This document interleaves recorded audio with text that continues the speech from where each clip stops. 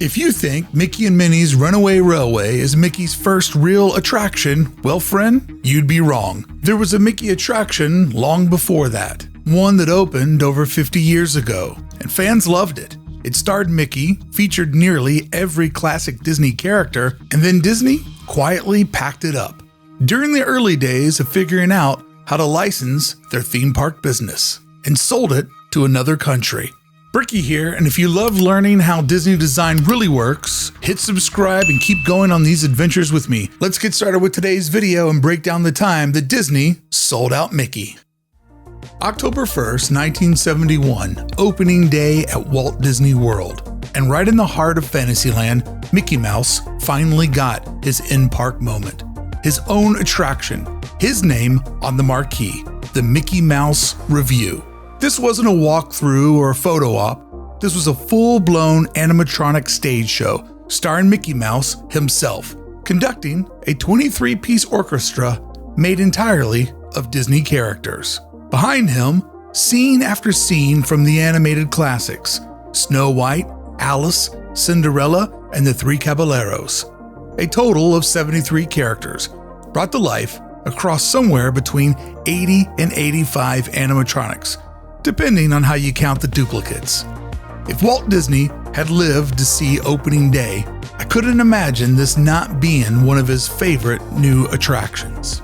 Walt never got to see his loose idea of animated characters truly coming to life fully realized at Disneyland. But here in Florida, at the resort named in his honor, they finally pulled off Walt's vision. Let's talk about the design, because you know that's what I love the most, because this thing was pretty unreal for 1970s technology. Each figure was sculpted with precision by Imagineers like Blaine Gibson to look exactly like their animated counterparts. Not theme parkified, these were one-to-one replicas of the characters people knew from the movies.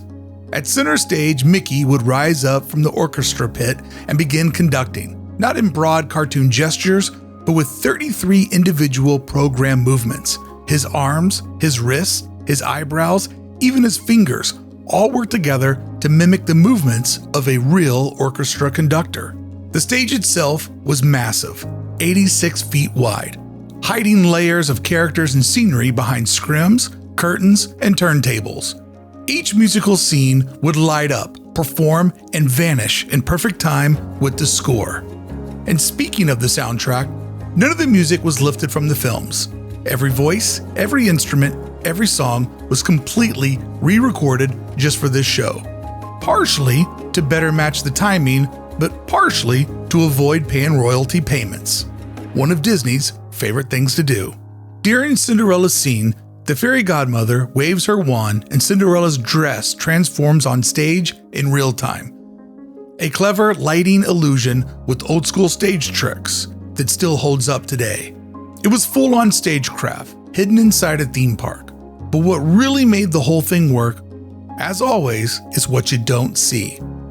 Behind the scenes, Mickey Mouse Revue was one of the first attractions to use Disney's brand new Digital Animation Control System, DAX for short. It was basically a room-sized computer hidden in the utilidors underneath the theater, feeding signals to all the animatronics above.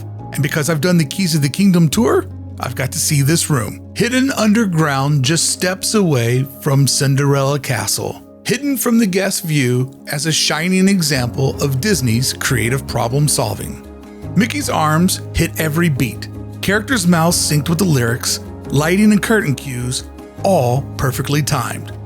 DAX was a huge leap forward from the old tape and cam systems used at Disneyland, and for the first time ever, it made this entire synchronized show possible. And the best part, this wasn't copied from Disneyland. It wasn't a clone. It was a Walt Disney World opening day original. So why would Disney take it away? Why shut down a show that starred your company's most iconic character? Why close the first attraction to feature all of Walt's animated stars together in one place? The official reason? It wasn't that popular.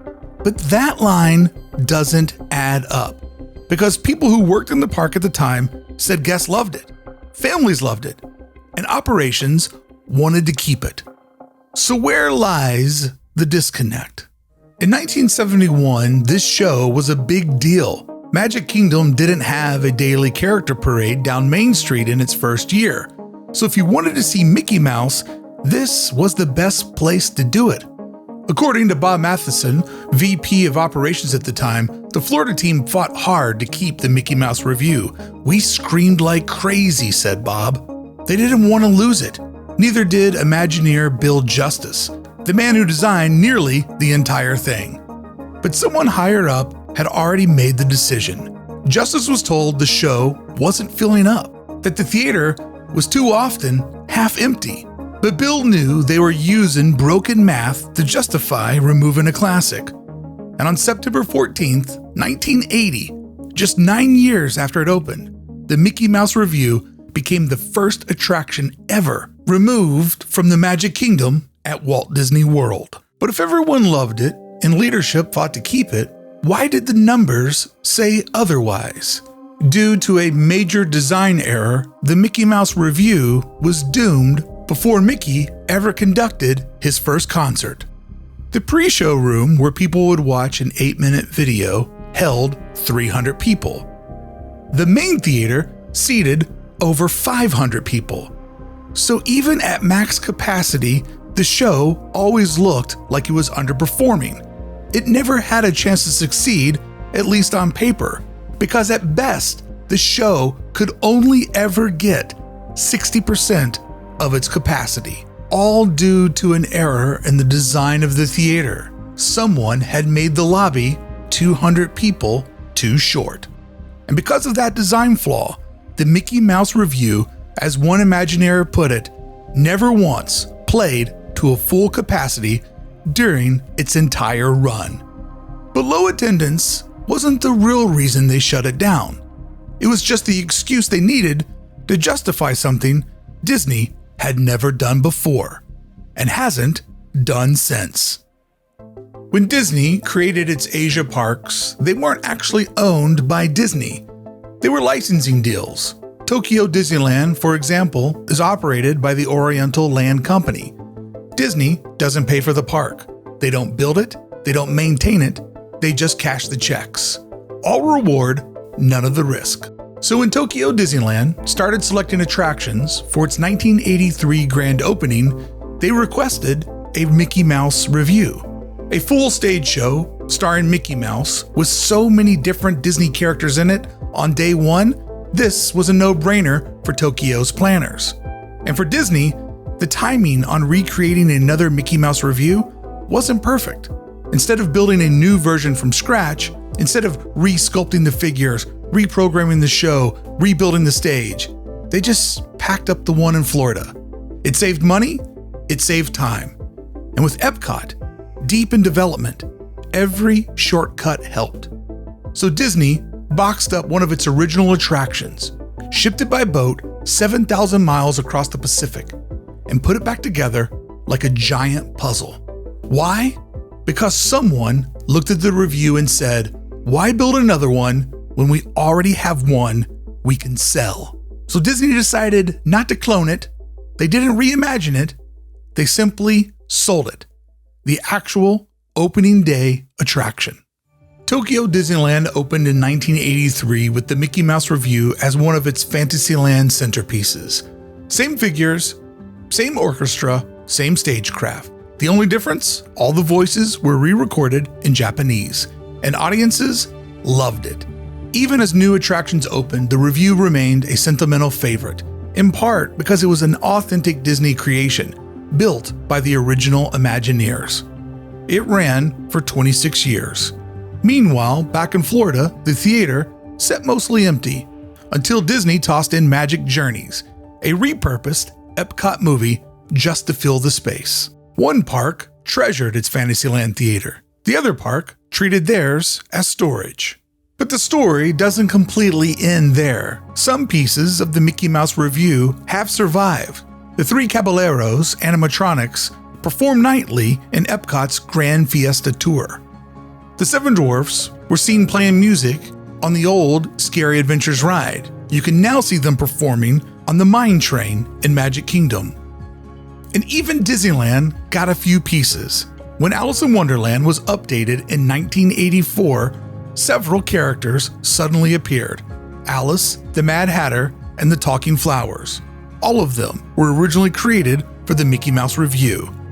The show didn't disappear, it just scattered across 3 of Disney's US parks. What happened to Mickey? He wasn't just a character in the show, he was the show. A 42-inch tall audio animatronic with 33 separate program functions. At the time, the most advanced figure Disney had ever built. So where is he now? He lives in a display case at the Walt Disney Archives. No conducting, no performing, just standing there, frozen in time. Occasionally, Mickey is sent out on tour as part of a museum exhibit, a traveling reminder of an attraction that meant more than most people ever realized. The idea for the Mickey Mouse Revue didn't come out of nowhere. It actually traces back to Walt himself. He once imagined a theater show where all of his characters would appear together so everyone can see them. He never got to build it, but Bill Justice did. He created a show that brought Mickey, Minnie, Donald, Goofy, the Dwarfs, Snow White, Cinderella, and Alice, and everyone together on stage. Conducted by the mouse who started it all. And probably because it didn't open in Disneyland, it didn't last. Today, it's been replaced by a 3D film most guests walk right past. Feel Her Magic is fine. There's never a reason to do it a second time.